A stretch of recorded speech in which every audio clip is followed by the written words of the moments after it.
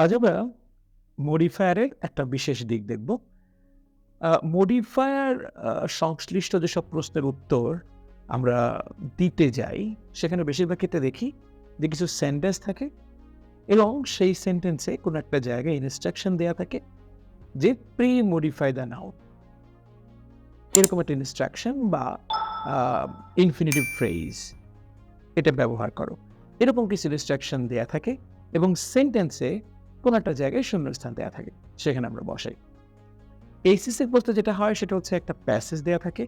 সেখানে প্রায় ১০টা থেকে ১৪টা শূন্যস্থান দেয়া থাকে এবং সেই শূন্যস্থানগুলোতে আমাদের বসাতে হয় এইরকম ইনস্ট্রাকশন অনুযায়ী মডিফায়ার।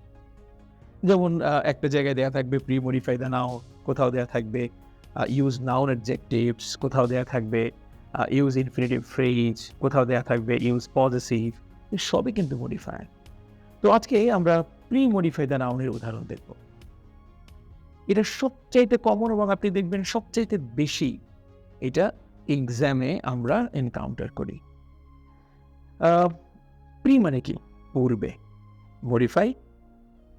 মডিফাই মানে তো কোনো কিছুকে আ প্রভাবিত করা বা কোনো কিছুকে আ বলা যেতে পারে তার দোষ গুণ অবস্থা প্রকাশ করা, এগুলো তো? আচ্ছা। আর কি করে, কাকে করে সেটা নাউনকে। তার মানে এমন একটা শব্দ বোঝায় এই ইনস্ট্রাকশন দ্বারা যে ওই পার্টিকুলার ওয়ার্ডটা নাউনের আগে বসবে এবং ওই নাউনকে মডিফাই করবে। যেমন আমি বললাম যে রানা ইজ অ্যান ড্যাশ। এখানে বলা আছে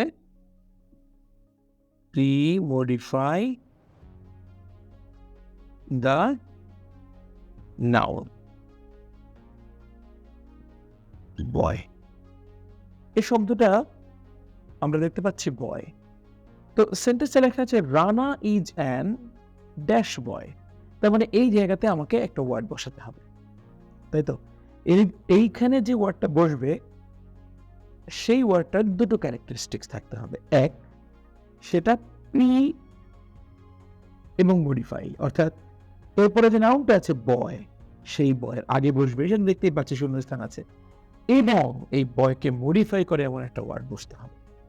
আবারও বলছি, এই বয়কে মডিফাই করে এমন একটা ওয়ার্ড বসতে হবে।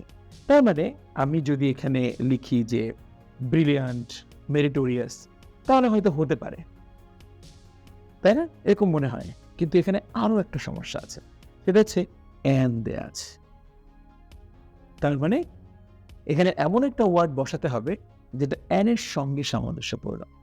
সুতরাং মেরিটোরিয়াস কিংবা ব্রিলিয়ান্ট এগুলো লিখলে হচ্ছে না, আমাকে লিখতে হচ্ছে ইন্টেলিজেন্ট বা এই জাতীয় শব্দ, যেগুলো এ, ই, আই, ও, ইউ দ্বারা তৈরি হয়েছে। অর্থাৎ আমি লিখব রানা ইজ অ্যান ইন্টেলিজেন্ট বয়। হয়তো আমার এরপরে লেখা থাকতে পারে যে in our class or something else. ঠিক আছে? তার মানে দাঁড়াচ্ছে যে প্রি-মডিফাই দ্য নাউন মানে হচ্ছে যে নাউনটা এরপরে থাকবে সেই নাউনকে মডিফাই করবে এবং সেই নাউনের আগে বসবে। মোদ্দা কথা, প্রি-মডিফাই দ্য নাউন হচ্ছে একটা অ্যাডজেক্টিভ। নাউনকে মডিফাই করে কোন পার্ট অফ স্পিচ বলেন? অ্যাডজেক্টিভ। ঠিক আছে? Thank you.